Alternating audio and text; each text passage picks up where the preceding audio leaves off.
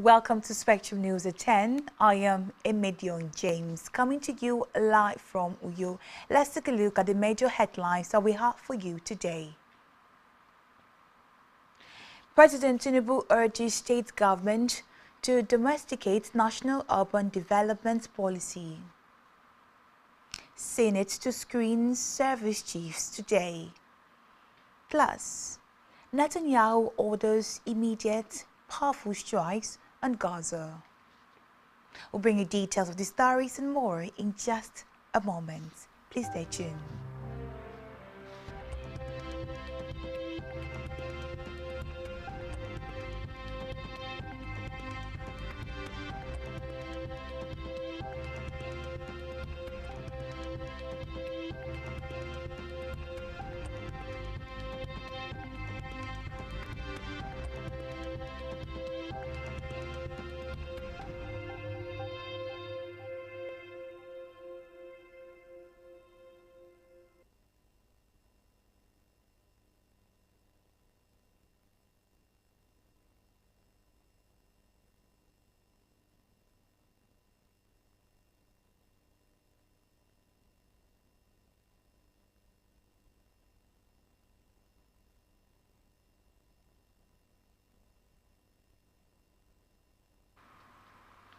Many thanks for staying tuned.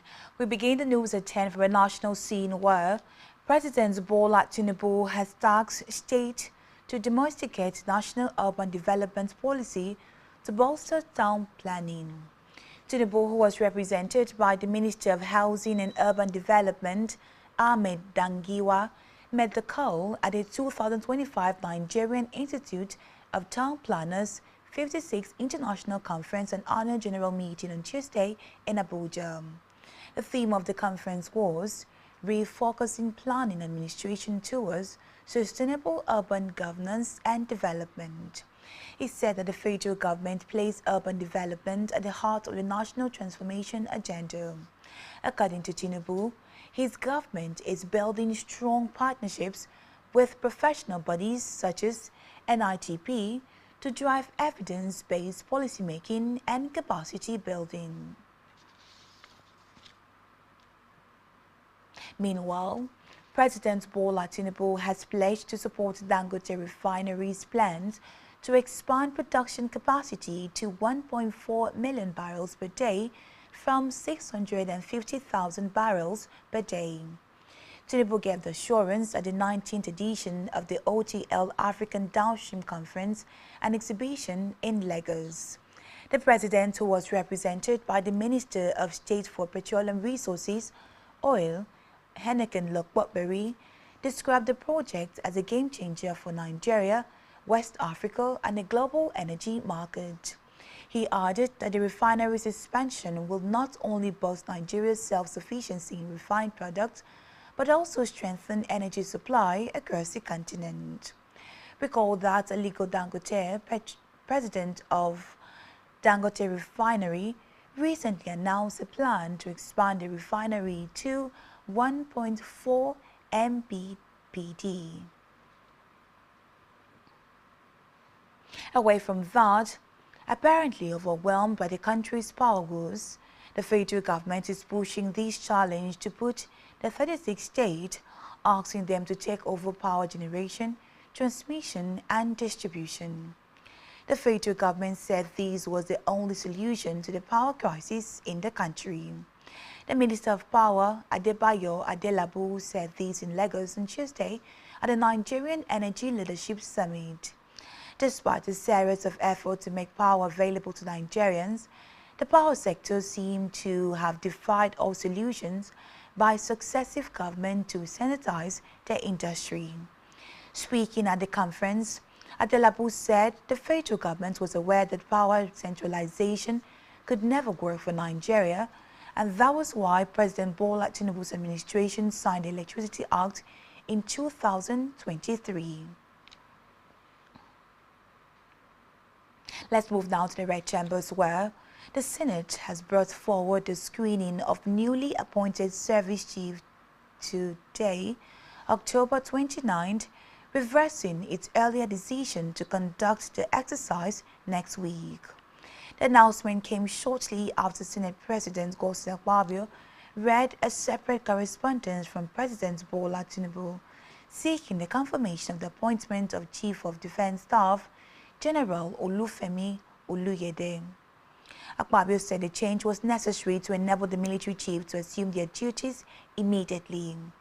President Bola Tinubu had urged the Senate to give expeditious consideration to the confirmation process to ensure continuity and effective coordination of the nation's security architecture. Following the new schedule, the Committee of the Whole is expected to conduct a screening exercise during plenary today. Recall that a few days ago, Tinubu reshuffled the military hierarchy. Tinubu also removed General Christopher Musa, with Oluyede, a former Chief of Army Staff, replacing him as the Chief of Defense Staff.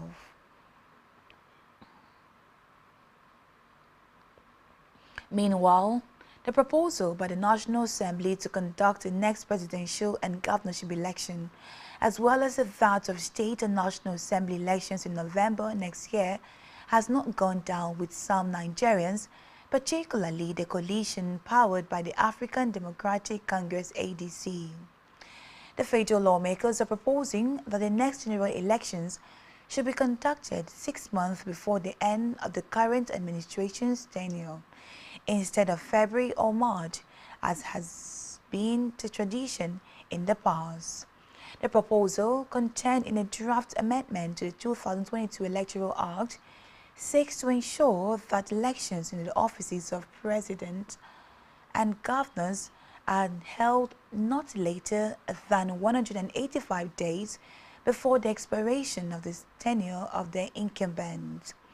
It is specifically proposing November 20, 2026 for the election into the office of the president and governors.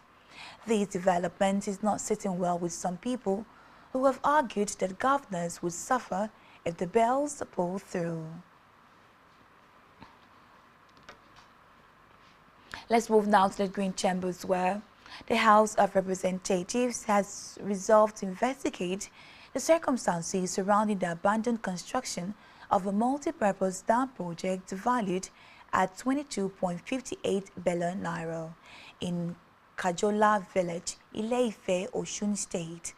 Now, this is more than 2 decades after the contract was first awarded.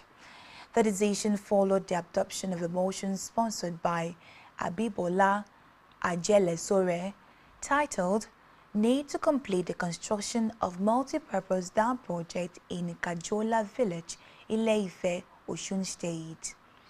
Leading the debate during Tuesday's plenary, Ajelesore said the contract for the dam was initially awarded to Reynolds Construction Company (RCC) Nigeria Limited on December 21, 2004 at a cost of 2.24 billion naira, with a completion timeline of 24 months.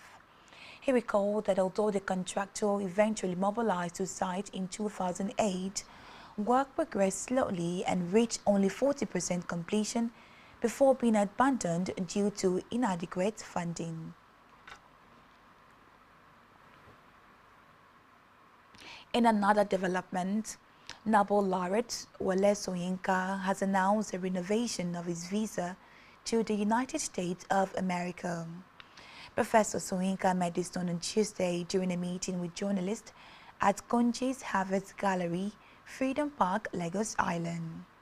The Nobel laureate said the U.S. consulate informed him of the revocation in a letter dated October 23, 2025. He expressed surprise and confusion over the decision, stating that he was unaware of any wrongdoing that could have led to the revocation. He believes that the action is linked to his criticism of the U.S. President Donald Trump and his policies. Professor Soyinka had previously tore up his U.S. green card in protest against President Trump's 2016 election victory and has declined the U.S. consulate invitation for visa re-interview in September 2025, citing the date's historical significance as an anniversary of 9/11 attacks. In politics, the Inspector General of Police, Kayode Ekpetokun, has approved the deployment of 45,000 officers for the Anambra governorship election held for Saturday, November 8, 2025. Ekpetokun said this on Tuesday at the meeting of the Interagency Consultative Committee on Election Security held at INEC headquarters, Abuja. The IGP represented at the event by the Commissioner of Police for Special Intervention Squad, Adeyobi Shungole, said the deployment will ensure adequate security before, during and after the polls.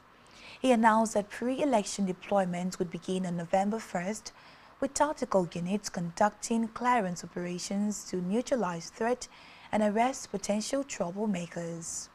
Ekpetokun also disclosed that only security agencies officially represented in the ICCES, such as the Police, Department of State Services DSS, Nigerian Security and Civil Defense Corps NSCDC, and the military would be involved in the election. We move now to Africa, where Madagascar's military ruler named on Tuesday a government repleted with familiar faces, with the island's political elite sidelining young protesters' calls for a clean slate after President Andry Rajoelina's ouster. Angry over chronic power cuts and economic stagnation, the poverty-stricken Indian Ocean Islands Gen Z protesters sparked a mass movement for change, which led to Rajoelina's flight after Colonel Michael Randrianirina mutinied and seized power. But Randrianirina, who was sworn in as president on October 17, announced on Tuesday that he had selected a 28-person cabinet, which includes several ex-ministers and Rajoelina's former aide-right man, after consulting Madagascar's main power brokers. Several key figures from Rajoelina's era made a comeback in the new cabinet, raising fears over whether the new government will heed the Gen Z's movement demands. Still in Africa, Sudan's military chief, General Abdel Fattah Burhan, says commanders in the war-torn city of El Fasher made a decision to withdraw in order to spare civilians from what he described as systematic destruction and killings at the hands of the Rapid Support Forces (RSF). The remarks came as activists and humanitarian groups reported that RSF fighters seized a major army base, the final government stronghold in the western Darfur region, marking a significant turning point in a conflict that has devastated Sudan since April 2023. Burhan vowed retaliation, accusing the paramilitary of committing crimes not only in El Fasher but across the country. We move now to the foreign scene, where President Donald Trump said today that he is not allowed to run for a third term, acknowledging the constitutional limit on his U.S. presidential tenure. Trump and his supporters have repeatedly floated the idea of a 2028 presidential run for the 79-year-old, drawing concerns from critics and cheers from loyalists. The U.S. Constitution restricts president to 2 terms. Trump, however, began his second term in January. The former president, who previously served from 2017 to 2021, has often remarked that some of his supporters want him to govern beyond his current tenure, despite the constitutional prohibition. So on the foreign scene, Israeli Prime Minister Benjamin Netanyahu on Tuesday ordered the military to carry out intense strikes on Gaza Strip after accusing Hamas of violating the U.S. brokered ceasefire. Minutes later, Hamas said it would delay handing over the remains of another hostage under the terms of truce deal over what it called Israel's truce violations. The Palestinian militant group had earlier said it would hand over another hostage body scheduled on Tuesday amid mounting Israeli pressures after Hamas returned only the partial remains of a previously recovered captive. Hamas handed over late on Monday what it said was the 16 of 28 hostage bodies it had agreed to return under the ceasefire deal, which came into effect on October the 10th. But Israeli forensic examination determined Hamas had in fact handed over partial remains of a hostage whose body had already been brought back to Israel around 2 years ago. Still to come in the news. Super Falcons seals 2026 WAFCON qualification with 3-1 aggregate win over Benin. Stay tuned for details of this in just a moment.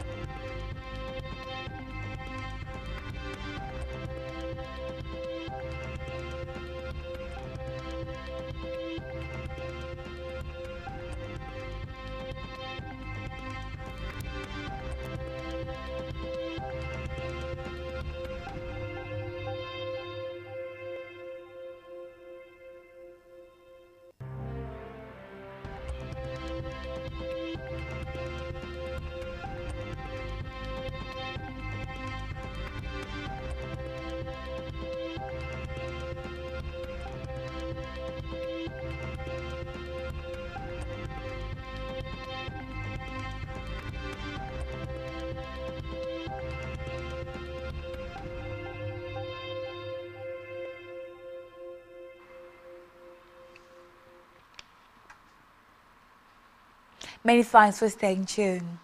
On the business news, the chairman of the Presidential Fiscal Policy and Tax Reform Committee, Tayo Oyedele, has projected that states could earn more than 4 trillion annually from 2026 when new value-added tax reforms take effect. Oyedele made this disclosure at the launch of the budget state of the state 2025 report in Abuja, where he delivered the keynote address. The event also marked the 10th anniversary of the initiative. The fiscal policy experts noted that while recent economic reforms had more than doubled the Federation Account Allocation Committee transfers from 5.4 trillion naira in 2023 to 11.4 trillion naira in 2024. Many Nigerians were yet to feel any direct relief. According to him, governments now have more money in their coffers, but households continue to struggle with reduced disposable income. Still in business, Naira continued depreciation against the United States dollar at the official foreign exchange market on Tuesday as Bureau de Change operators required access to foreign exchange.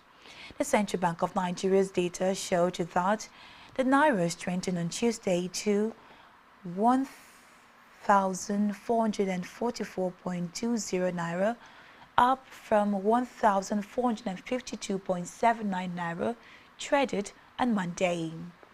This means that the Naira gained 4.59 Naira against the dollar on a day-to-day basis. Meanwhile, at the black market, the Naira remained stable at 1,485 Naira per dollar on Tuesday, the same exchange rate as on Monday. The development comes as the Association of Bureau de Change Operators of Nigeria lamented their members' access to dollars despite the continued rise in the country's external reserves, which stood at $42.86 billion as of October 22, 2025, according to CBN's data. In health, The Federal Ministry of Health has announced that it has engaged the Independent Corrupt Practices and Other Related Offences Commission to monitor and track the utilization of the Basic Healthcare Provision Fund across the country. This was disclosed by a team led by a member of the Ministerial Oversight Committee and Basic Healthcare Provision Fund Secretariat, Dakum Benji, during a one-day onboarding workshop for state oversight committees of the BHCPF for the Northeast region held in Bauchi. Speaking to journalists on the sidelines of the event, Benji said the move aimed to ensure accountability, transparency and efficient implementation of the fund at the federal, state and local government and facility levels. According to him, communities must remain vigilant and report any misuse or diversion of funds to the appropriate authorities through the text, phone and email channels provided for feedback. Still in health, the Nasarawa state government has ordered the immediate closure of the Lafia Modern Market following the deteriorating sanitary condition within the facility. The State Commissioner for Environment and Natural Resources, Margaret Elayo, led officials of the ministry and security personnel to seal off the markets in Lafia on Tuesday. Elayo explained that the decision followed repeated warnings to traders to improve hygiene and maintain a clean environment, which was largely ignored. We move now to sports, where Nigeria has qualified for the 2026 Women's African Cup of Nations WAFCON, following a 3-1 aggregate win over neighbors Benin Republic. The Super Falcons drew 1-1 with Amazons of Benin Republic in the second leg of the qualifying played on Tuesday in Abeokuta, Ogun State. But a 0-2 victory in a reverse fixture in Lome, Togo, courtesy of goals from Esther Okoronkwo and Chiwendu Iyazo, was enough to secure Nigeria's ticket for the tournament with a 3-1 aggregate win. Defender Ashley Palmtra headed in from a brilliant Okoronkwo corner to give Nigeria the lead at the MKO Abiola Stadium in Ogun. It was the first Etihad Stars' first goal for the Super Falcons since switching allegiance from England to Nigeria in 2017. Still in sport, Borussia Dortmund eliminated Eintracht Frankfurt from the German Cup in the second round on Tuesday, winning 4-2 on penalties after the match finished 1-1. Dortmund were faultless from the sport, with Fabio Silva, Niklas Sule, Kani Chukwuemeka and Felix Nemecha all converting, while Ritus Dorn and Fers Scheiber both missed penalties from the home side. Frankfurt Mario Gontes and Ansgar Kauf, both cup winners with Dortmund, combined to put home side in front after 7 minutes. Gontes threaded the ball through the Dortmund defense, allowing Kauf to strike home. Dortmund hit back 3 minutes after the break, Julian Brandt tapping in a pinpoint Julian Ryson cross from close range. On Entertainment News, embattled American rapper Sean Diddy Combs has been scheduled for release from prison. The date of his release was disclosed on Monday, October 27, 2025, 3 weeks after he was sentenced. According to the Federal Bureau of Prisons, Diddy, who is currently serving a 4-year jail term, is scheduled to be released on May 8, 2028. Recall that the embattled singer was sentenced to 15 months imprisonment on 2 counts of interstate prostitution. And that's all we have for you at this time. Do ensure to follow us on social media. Subscribe to our YouTube channel, all of which you can find on our website, spectrumtvlive.ng. You have been watching Spectrum News at 10. I am Emedion James. Enjoy the rest of your day and thank you for watching.